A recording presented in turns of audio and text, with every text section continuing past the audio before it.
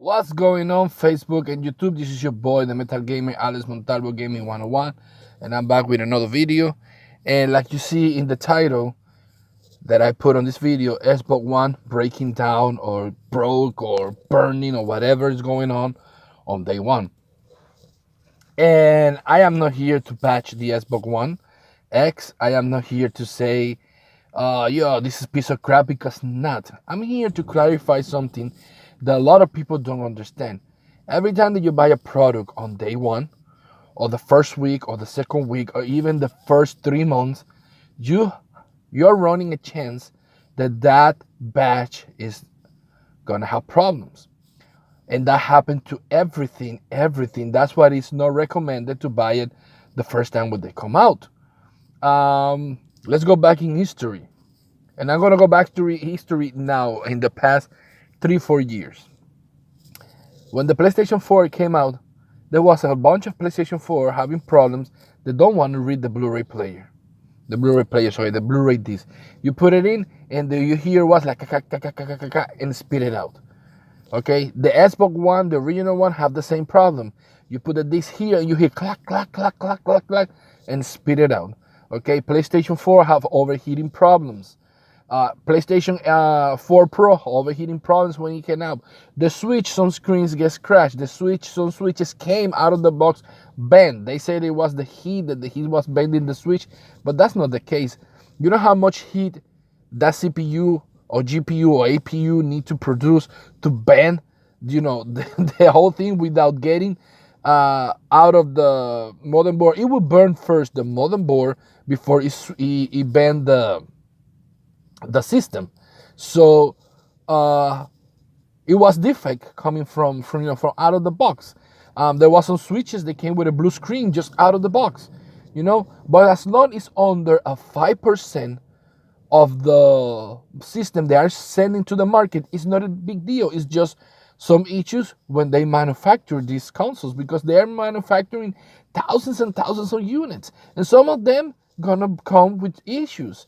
Look at the iPhone 8. The iPhone 8 came out with some issues that the battery swallow and get big inside the system and make the screen pop and bend them.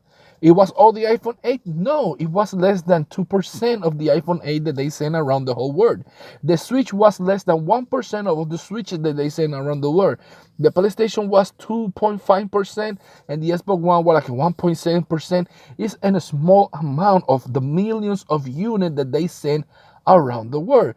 But the fanboys want to use this to make you believe that the product that the competition create, it doesn't work, and the product of their favorite company is the best. So please don't follow these stupidities and these no sense um, clickbait histories online. Do your own search. The Xbox One X is the most powerful console available. I'm gonna buy one? I don't think so. Not yet. You gotta give me something more than power for me to buy one, because I have a PC, which is the powerful, the put it that way, the muscle car on my room.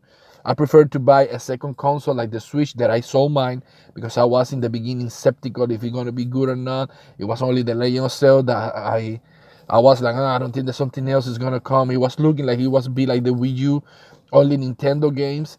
And I was like, no, let me get rid of it. And now I regret it, because it's so amazing games coming to that console that I want it back. So I'm thinking that what I'm gonna do is buy the Switch, and then probably if I upgrade to a 4K TV, I will buy an Xbox One S. Or if the Xbox One X, it's at least $400, I will. But I will not pay $500 for the Xbox One X. Not because it's not worth it. It's because for what I'm gonna use it, I don't want to pay $500. Okay, but stop following these fanboys. You want to know the truth, you search yourself. Look how many percentage of system come bad on day one from all the companies. You will see that this is normal.